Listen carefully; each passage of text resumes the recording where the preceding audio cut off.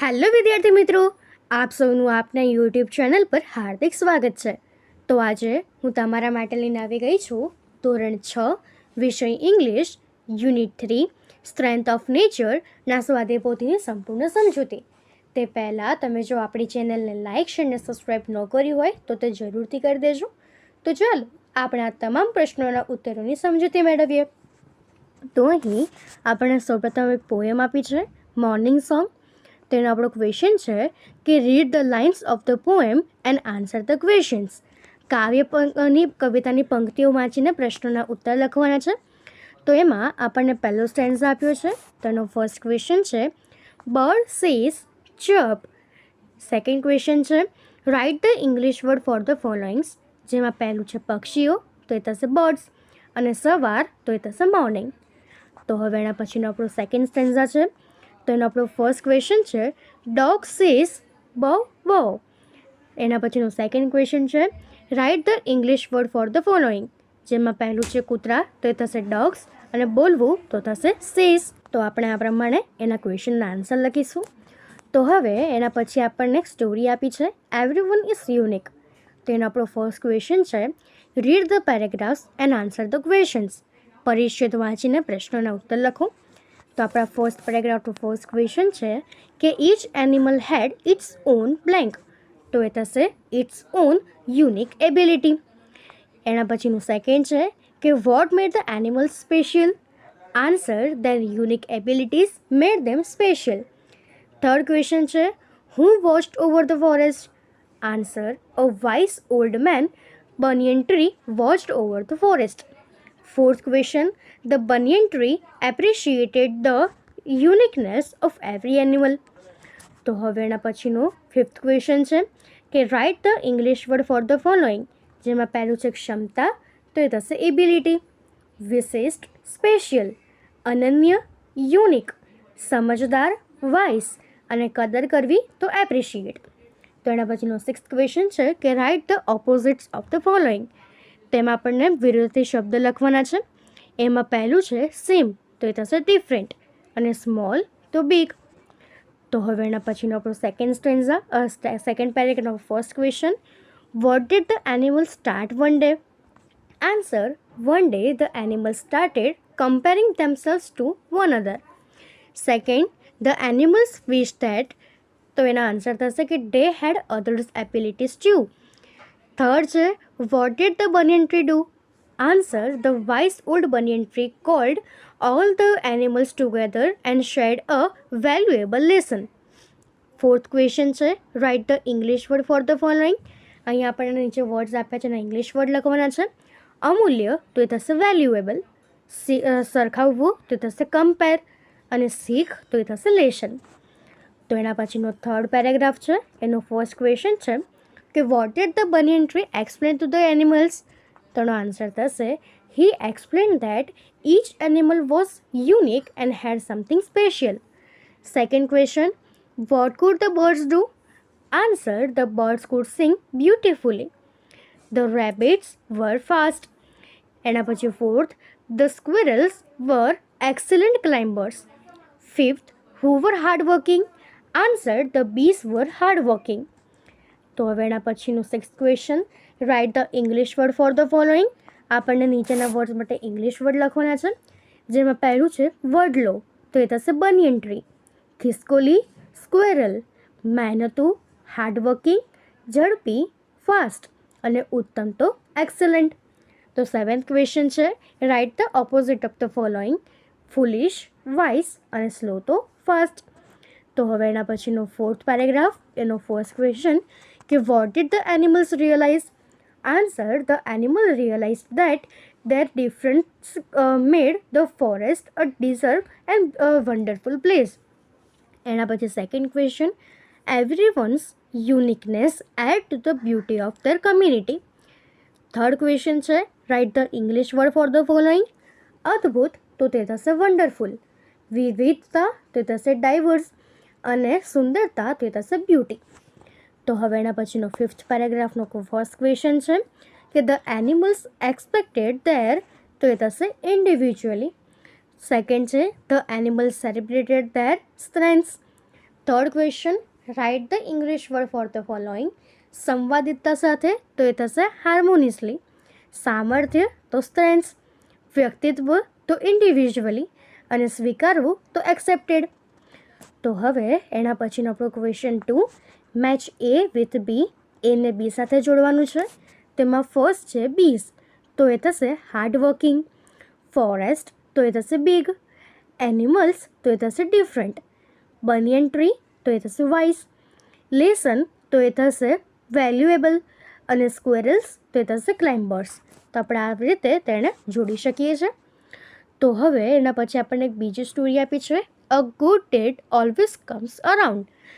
તો એનો first question છે કે read the paragraphs and answer the questions. પરિચ્છેદ વાંચીને પ્રશ્નોના ઉત્તર લખવાના છે. તો આપણો ફર્સ્ટ પેરેગ્રાફનો ફર્સ્ટ ક્વેશ્ચન છે, અ મેંગો ટ્રી વોઝ, તો એ થશે kind. Second question, was the bubble tree kind? Answer, no, the bubble tree was not kind. Third question છે, write the English word for the following. બાવળ તો બબુલ, દયાળુ kind, આંબો mango. તો હવે એના પછીનો સેકન્ડ પેરેગ્રાફ, એનો ફર્સ્ટ ક્વેશ્ચન છે કે who come to the jungle to get shelter. Answer, queen bee and her bees come to the jungle to go to shelter. એના પછી સેકન્ડ છે, what did the queen bee request the bubble tree. Answer, the queen bee requested to use its branch to make a beehive. Third question છે, no, find another tree. Who said this? Answer, the bubble tree said this. Fourth question, please let us use your branch. Who said this? The queen bee said this. Fifth question છે, write the English word for the following. branch તો ડાડી, આશ્રય તો એ થશે shelter, અને મધમાખી તો bees. તો હવે એના પછીનો થર્ડ પેરેગ્રાફ, એનો ફર્સ્ટ ક્વેશ્ચન કે હું got angry. Answer, the bubble tree got angry. Bubble tree, you have enough space. Who said this? The mango tree said this. If you care, let them use your branch. Who said this? The bubble tree said this. Where did the bees build their beehive? The bees built their beehives in the mango tree. એના પછીનો fifth question, you can live in me. Who said this? The mango tree said this. એના પછીનું sixth question છે કે write the English word for the following.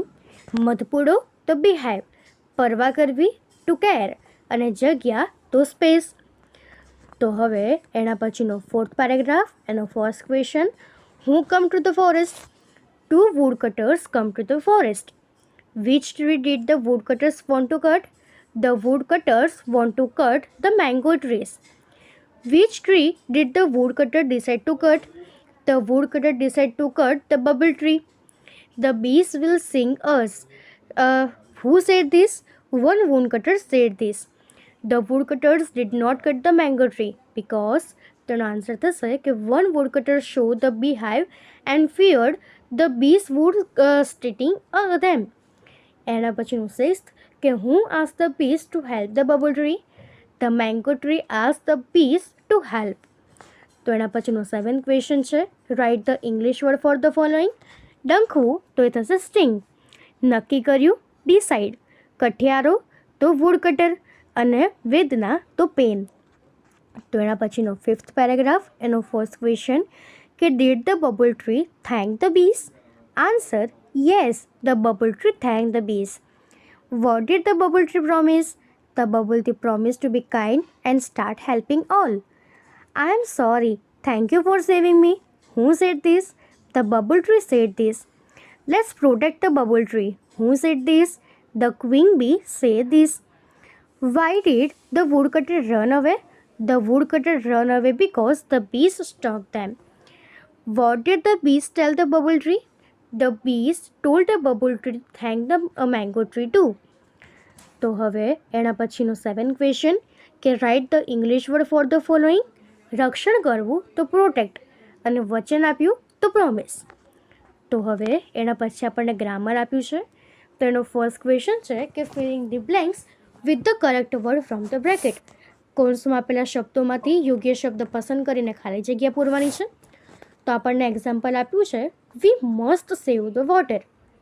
તેવી જ રીતે આપણી ખાલી જગ્યાઓ થશે કે a fish can swim, we must respect our elders, no I can not come for the picnic, Ankit should not drive so fast, Sajal must not tell a lie, no, Ram cannot speak in English, Riddhi may not like this dress, Grishma must not trouble her mother, they should stand in a queue, may I use your pen, yes, the children can play in the garden, we must save our environment.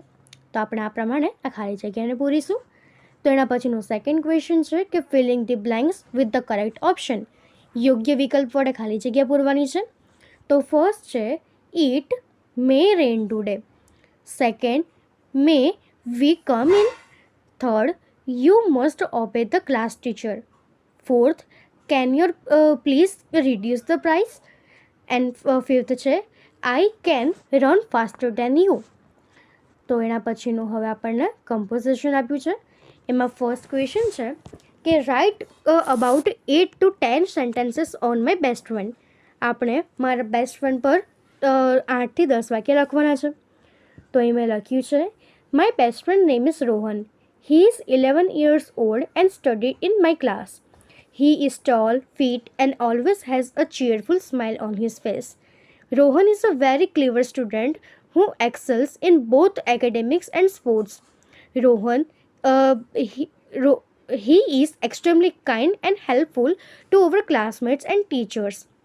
He possesses excellent qualities like honesty, politeness, and patience. We love to play football together in the school playground every evening. We also study together and help each other finish our homework. We always support and guide each other whenever we face difficulties. I love to spend time with him and I am very happy to have him as my best friend. તો તમે આ પ્રમાણે તમારા best friend પર વાક્ય લખી શકો છો. તો સેકન્ડ ક્વેશ્ચન છે કે read the invoice and answer the questions. Invoice વાંચવાનો છે અને એના પરથી ક્વેશ્ચનના આન્સર આપવાના છે. તો અહીંયા આપણને આપ્યું છે Shanti general store, MG road near Rajlakshmi talkies, Rajkot. Phone number, name Mrs Harshilaben Patel, date 12 January 2025.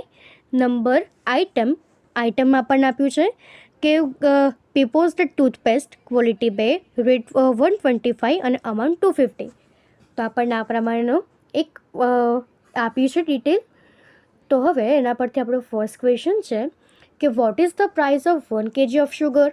તેનો આન્સર થશે the price of 1 kg sugar is 54 rupees. Second question, vote is the total amount of the bill. Answer, the total amount of the bill is 1178 rupees. Third question, vote is the price of the toothpaste. Answer, the price of 1 toothpaste is ₹125. The total amount for 2 packs is ₹250. Fourth question છે which item cost ₹520. તો વાઘ બકરી T cost the 520 rupees. Fifth question, the customer has bought 3 kg of washing powder. તો તમે આ પ્રમાણે data પરથી question answer લખી શકો છો. તો હવે એના પછીનો થર્ડ ક્વેશ્ચન છે કે read the receipt and answer the question. Receipt વાંચીને આપણે પ્રશ્નોના ઉત્તર લખવાના છે. તો આપણને આ પ્રમાણેની રિસિપ્ટ આપી છે. તો આપણો ફર્સ્ટ ક્વેશ્ચન છે કે what is the name of the milk customer. Answer, the name of the customer is Patel Vedant Kumar Dashrath. Second question, is this a receipt for the morning shift. No, this is for the evening shift. Third question, how much milk did he sell in the shift? He sold 1.5 liters of milk. Fourth question, how much fat does the milk contain? The milk contains 8.1% fat. તો હવે એના પછીનો આપણું vocabulary છે. તો એમાં first question છે circle the odd words. બંધ બેસતા ન હોય તેવા શબ્દ ફરતે સર્કલ કરવાનું છે. તો આપણને શબ્દ આપ્યા છે બ્લેક, ડાર્ક, બ્રાઇટ અને ડીમ. તો બ્લેક પર સર્કલ થશે. હેન, ક્રો, ગોટ અને સ્પેરો. તો ગોટ. સ્નેક, સ્પેરો, ડો અને ક્રેન. તો એ થશે સ્નેક. એન્ડ, માઉસ, સ્ક્વેરલ અને લિઝાર્ડ. તો એન્ટ પર સર્કલ થશે. કાવ, શીપ, બફેલો અને પીકોક, તો પીકોક પર સર્કલ થશે. તો આ રીતે આપણે ઓલ વર્ડ્સ પર સર્કલ કરીશું. સેકન્ડ ક્વેશ્ચન છે write the sounds of birds. પક્ષીઓના અવાજ દર્શાવતા શબ્દ લખવાના છે. તો ફર્સ્ટ છે બીસ, તો એ થશે બસ બસ. એના પછી સ્પેરો, તો ચીપ ચીપ. ક્રો, કવ કવ. ડો, તો કૂકુ. Duck, quick quick. એના પછી છે હેન, તો એ થશે ક્લક ક્લક. કોક છે તો થશે કોક અ ડોડલ ડુ. તો હવે એના પછીનો third question write the sounds of animal. પ્રાણીઓના અવાજ દર્શાવતા શબ્દ લખવાના છે. એમાં પહેલું છે કેટ, તો થશે મ્યાઉ મ્યાઉ. કાવનું થશે મૂ મૂ. એના પછી ડોગનું થશે ભાવ ભાવ. એના પછી ડોંકી છે તો થશે હ્યુ હ્યુ. ફ્રોગનું ક્રોક ક્રોક. મંકીનું વૂપ વૂપ.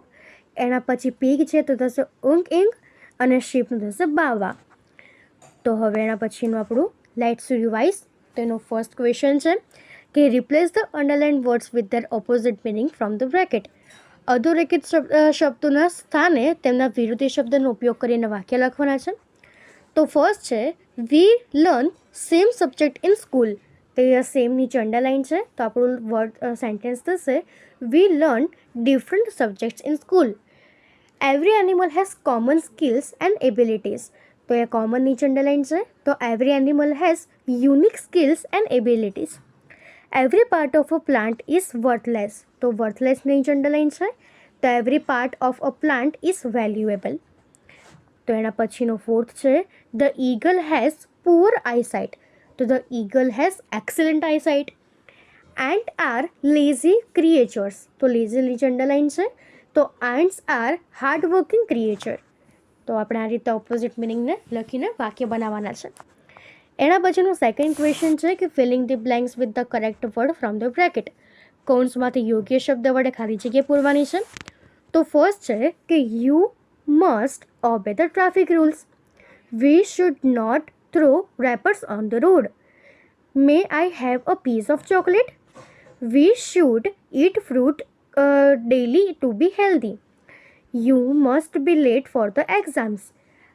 I not work for kilometers without a break. એના પછી છે કેન આઈ કમ ઇન. તો હવે એના પછી આપણને આપ્યું છે ક્વેશ્ચન 3 રીડ ધ ટેબલ. તેમાં પણ આપ્યું છે હોર્નબિલ. તો આપણને એના વિશે આ કેટલીક ઇન્ફોર્મેશન્સ આપી છે. તો હવે એના પછી આપણને ક્વેશ્ચનના આન્સર આપ્યા છે. તેમાં આપણો ફર્સ્ટ ક્વેશ્ચન છે કે where does the hornbill make in nest. તો એનો આન્સર થશે કે the hornbills make its nest in holes of big trees. Second question what does the hornbill eat mostly. Answer the hornbills eats fruits, insects and small animals and reptiles. Third question, what is the hard part on top of its beak called? Answer, the hard part on tops of its beak is called the casque. Fourth question, the great hornbill is the state bird of which Indian state? તેનો answer થશે the great hornbills is the state birds of Kerala and Arunachal Pradesh. Fifth question, what sound does the hornbill make, loud or soft?